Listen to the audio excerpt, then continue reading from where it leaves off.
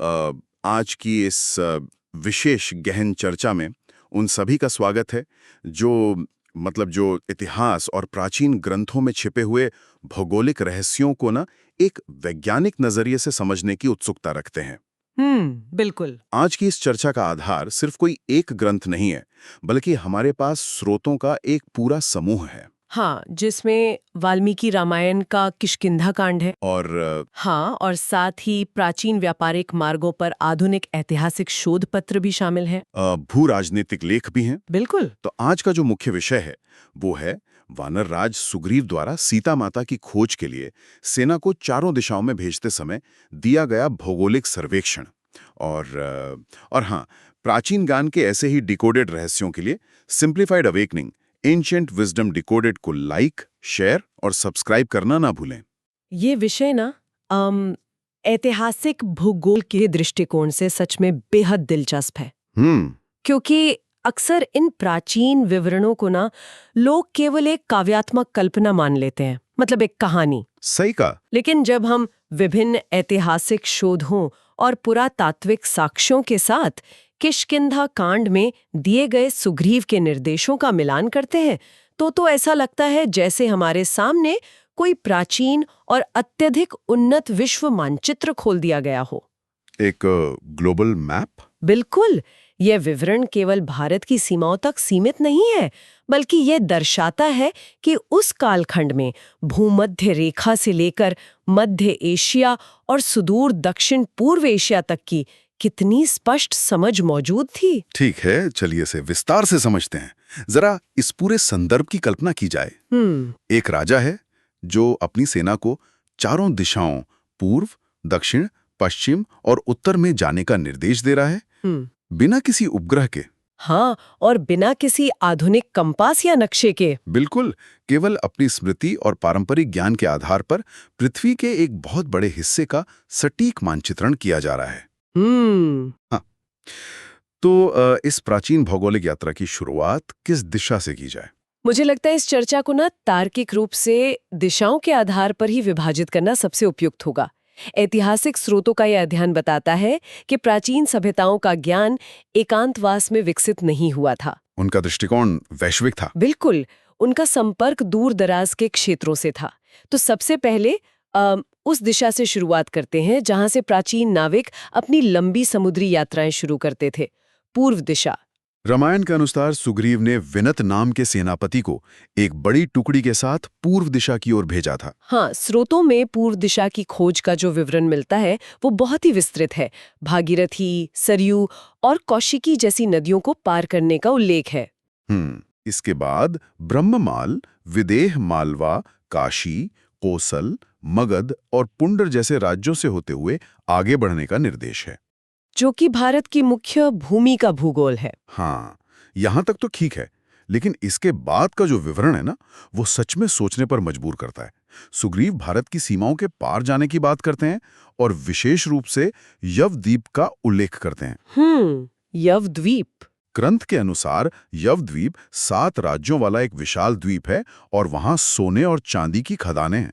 यहाँ जो बात सबसे दिलचस्प है वो ये है कि आधुनिक इतिहासकारों और भूगोलवेत्ताओं के अनुसार यवद्वीप की परंपरागत पहचान इंडोनेशिया के जावा द्वीप से की जाती है। अच्छा, जावा द्वीप। हाँ, यव का अर्थ संस्कृत में जौ यानी बार्ली होता है और ये द्वीप अपने कृषि और खनिज संपदा के लिए प्राचीन काल से ही प्रसिद्ध था।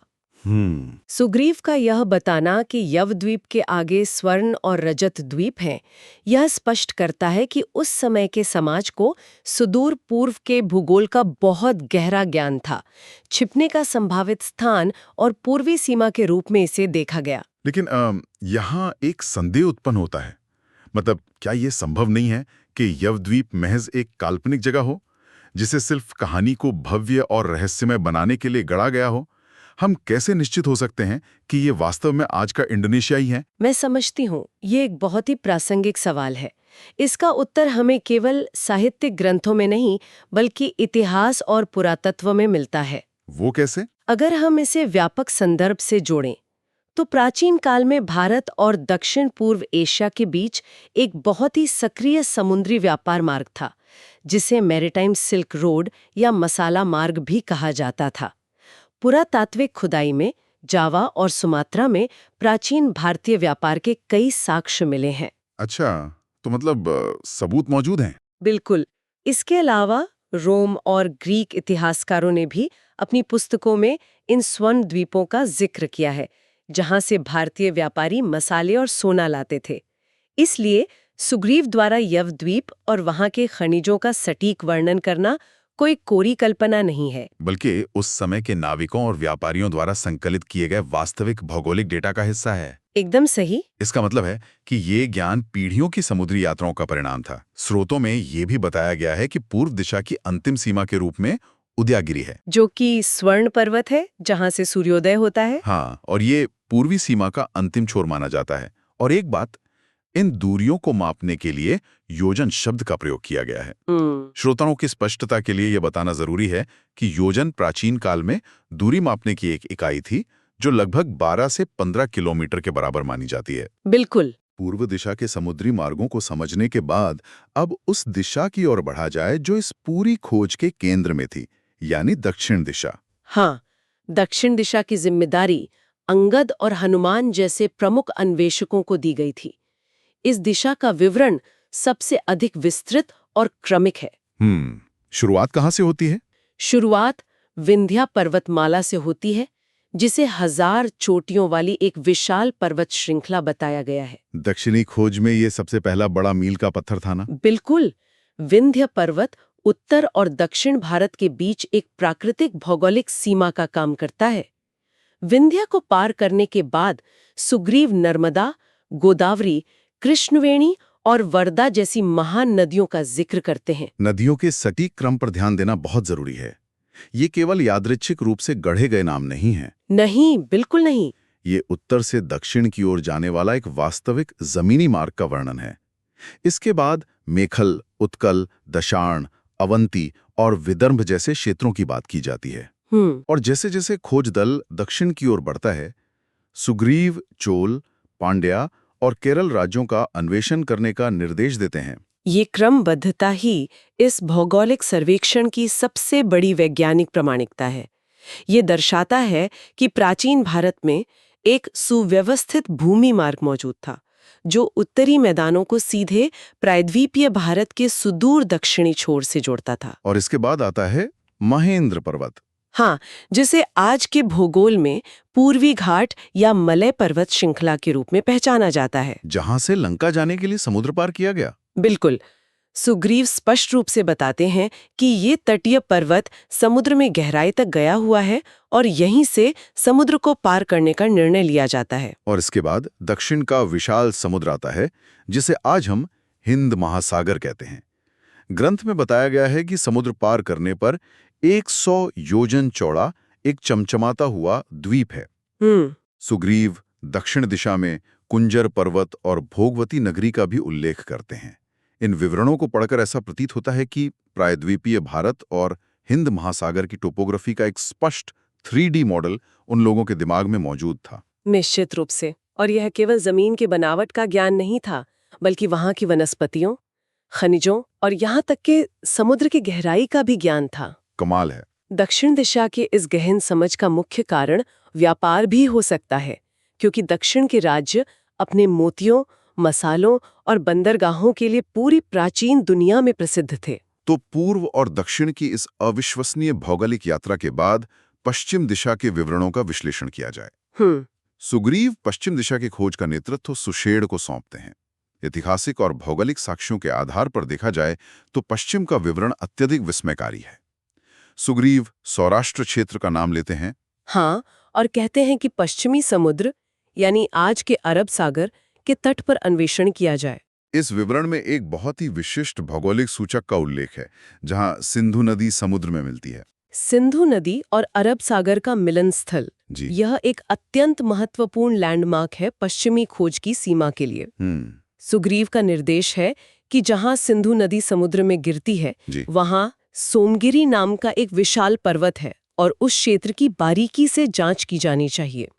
ये दर्शाता है कि प्राचीन काल में सिंधु डेल्टा और उसके आसपास के तटीय क्षेत्रों की विस्तृत जानकारी समाज को थी। सही बात है। पश्चिमी समुद्र का यह उल्लेख उस समय के पश्चिमी व्यापार मार्गों, जी। विशेष रूप से मेसोपोटामिया और मध्य पूर्व के साथ होने वाले समुद्री व्यापार की गहरी समझ को प्रमाणित करता है। लेकिन पश्चिमी खोज के इस सर्वेक्षण में एक नाम ऐसा आता है जो इतिहास और भूगोल के दृष्टिकोण से सबसे बड़ी बहस का विषय बन जाता है। बाल्हिक। बिल्कुल, बाल्हिक। रामायण के मूल पाठ में इसे पश्चिम दिशा के अंतिम और दूरस्थ भूभागों में से एक बताया गया है, एक समृद्ध भूभाग। अब यहाँ एक तार्किक प्रश्न उठता है। दक्षिण भारत या किष्किंधा से उठी एक सेना को अफगानिस्तान के बाल्ख तक सीता की खोज के लिए भेजने का क्या औचित्य हो सकता है? क्या यह एक अतिशयोक्ति नहीं लगती? यह एक महत्वपूर्ण प्रश्न उठाता है और पहली नजर में यह वास्तव में अतिशयोक्ति लग सकता है। लेकिन अगर हम प्राचीन एशिया की भू-राजनीति और सिल्क रोड के इतिहास का अध्ययन करें तो यह पूरी तरह से तार्किक प्रतीत होता है। कैसे? बाहलिक या बाल्ख प्राचीन काल में व्यापार और संस्कृति का एक बहुत बड़ा वैश्विक केंद्र था। यह वो स्थान था जहां से मध्य एशिया, चीन और भारत के व्यापारिक मार्ग आपस में मिलते थे। घोड़ों और कीमती पत्थरों जैसे कि लैपिस लाजुली का व्यापार इसी रास्ते से होता था। अच्छा। सुग्रीव का बाहलिक का उल्लेख करना ये सिद्ध करता है कि भारतीय उपमहाद्वीप अलग थलग नहीं था। उनके पास अफगानिस्तान और उससे आगे तक के व्यापारिक मार्गों का बहुत ही स्पष्ट वैचारिक मानचित्र था। यानी वे जानते थे कि अगर कोई व्यक्ति या समूह किसी का अपहरण करके पश्चिम की ओर भागता है तो वे संभवतः किन प्राचीन व्यापारिक राजमार्गों का उपयोग कर सकते हैं। ये बहुत ही रणनीतिक सोच है। हाँ, बिल्कुल। पश्चिम दिशा में पारियात्र पर्वत, वज्र पर्वत और वराह पर्वत का भी वर्णन है, जो अरब सागर के पार के दूर-दराज क्षेत्रों की ओर इशारा करते हैं। सही कहा। इस तरह का विवरण स्पष्ट करता है कि उस समय का समाज केवल अपने स्थानीय भूगोल से ही परिचित नहीं था, बल्कि उनके पास पूरे महाद्वीप को पार करने वाले महामार्गों और अंतर्राष्ट्रीय सीमाओं की जानकारी थी। तो पश्चिम के इस रणनीतिक और व्यापारिक मानचित्र को समझने के बाद अब अंतिम दिशा की ओर बढ़ते हैं, उत्तर दिशा। सुग्रीव शतबल नाम के सेनापति को एक विशाल दल के साथ उत्तर दिशा की ओर भेजते हैं। बर्फ से ढकी विशाल पर्वत श्रृंखला है और उत्तरी खोज का प्रमुख आधार है। हाँ, और हिमालय के घने देवदार के जंगलों की भी बात की गई है। बिल्कुल। उत्तर दिशा का ये सर्वेक्षण भूगोल के साथ साथ मानव विज्ञान का भी एक अद्भुत दस्तावेज है। सुग्रीव केवल पहाड़ों और नदियों की बात नहीं करते, बल्कि वे वहां रहने वाली विभिन्न जातियों और जनजातियों का बहुत स्पष्ट उल्लेख करते हैं।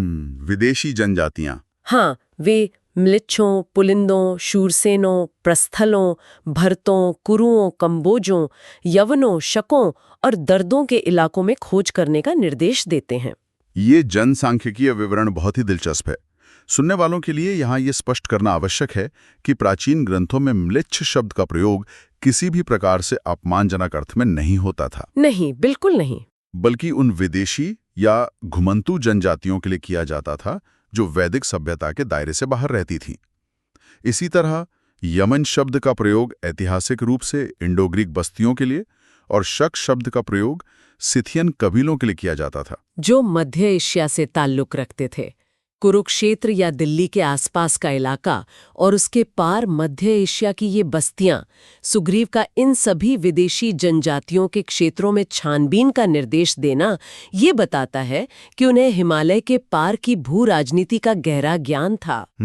और हिमालय को पार करने के बाद का जो विवरण है वो और भी हैरान करने वाला है। हाँ, वो निर्जन मैदान। बिल्कुल। वे एक ऐसे निर्जन मैदान का जिक्र करते हैं जो 100 योजन तक फैला है, जहां न नदियां हैं, न पहाड़ और न ही कोई जीवन। आधुनिक भूगोलवेत्ताओं का मानना है कि ये निर्जन इलाका संभवतः तिब्बत के पठार या तारिम बेसिन के रेगिस्तानी इलाकों का सटीक वर्णन है। एक विशाल वृक्षहीन और जलविहीन पठार का इतना सटीक वर्णन, और इस निर्जन इलाके को पार करने के बाद श्वेत कैलाश पर्वत का उल्लेख आता है। सुग्रीव कहते हैं कि ये पर्वत इतना सफेद है कि इसे देखकर विस्मय होता है। कैलाश पर्वत के बाद क्रौंच पर्वत और सबसे अंत में उत्तर कुरुक्षेत्र की बात की जाती है, जिसे सुदूर उत्तर की एक रहस्यमयी भूमि बताया गया है। और उत्तर कुरु के पार वे उत्तरी समुद्र की बात करते हैं। यदि इस पूरे मार्ग को आज के नक्शे पर खींचा जाए तो ये अन्वेषण हिमालय से शुरू होकर तिब्बत, मध्य एशिया, कैलाश और उसके पार सुदूर उत्तरी साइबेरियाई या आर्कटिक क्षेत्रों की ओर इशारा करता है। तो इस सब का आखिर मतलब क्या है? इन चारों दिशाओं के विस्तृत अध्ययन से ये निष्कर्ष निकलता है कि प्राचीन काल में भूगोल केवल एक स्थानीय विषय नहीं था।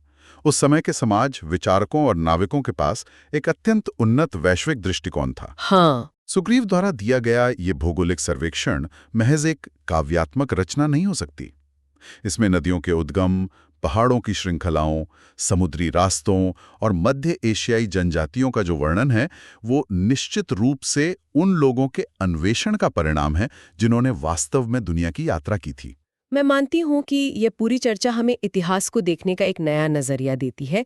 यह साबित करता है कि प्राचीन सभ्यताएं एकांत में नहीं जी रही थीं। बिल्कुल। उनके पास सिल्क रोड, मसाला मार्ग और समुद्री व्यापार के ऐसे नेटवर्क थे जो पूरे यूरेशिया और दक्षिण पूर्व एशिया को आपस में जोड़ते थे। ये विवरण उस युग के वैश्वीकरण का एक शानदार प्रमाण है। इस पूरी चर्चा को समेटते हुए अंत में एक बिल्कुल नए और विचारणीय पहलू पर ध्यान देना आवश्यक है। हाँ, और वो विचारणीय पहलू क्या है? आज के आधुनिक युग में हमारे पास उपग्रह है, फाइबर ऑप्टिक केबल्स हैं और डिजिटल क्लाउड स्टोरेज है, जिसमें हमारे सारे नक्शे और डेटा सुरक्षित हैं। लेकिन जरा सोचिए, अगर कल को अंतरिक्ष में कोई बड़ा सौर तूफान आ जाए या कोई वैश्विक इलेक्ट्रोमैग्नेटिक पल्स घटना हो, तो हमारा ये सारा डिजिटल डेटा, जीपीएस और नक्शे एक पल में नष्ट हो सकते हैं। हमारी डिजिटल सभ्यता पल भर में अपना सारा ज्ञान खो सकती है। ये एक डरावना विचार है ना? और इसके विपरीत उन प्राचीन सभ्यताओं को देखिए। उन्होंने पत्थरों या किसी डिजिटल सर्वर पर अपने नक्शे नहीं बनाए।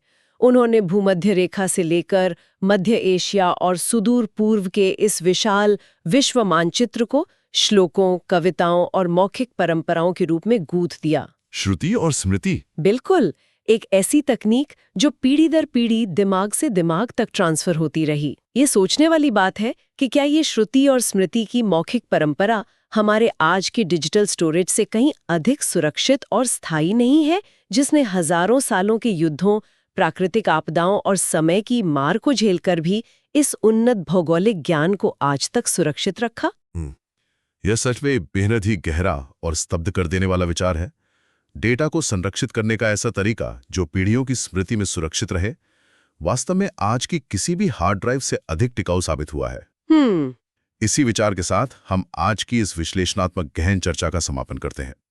यह स्पष्ट है कि प्राचीन ग्रंथों के भीतर बहुत सा वैज्ञानिक, ऐतिहासिक और भौगोलिक ज्ञान कूटबद्ध है, जिसे बस एक नई दृष्टि से डिकोड करने की आवश्यकता है। प्राचीन ज्ञान के ऐसे ही डिकोडेड रहस्यों के लिए simplified awakening ancient wisdom decoded को लाइक, शेयर और सब्सक्राइब करना ना भूलें। जिज्ञासा बनाए रखें और इतिहास की इन परतों को खोजते रहें।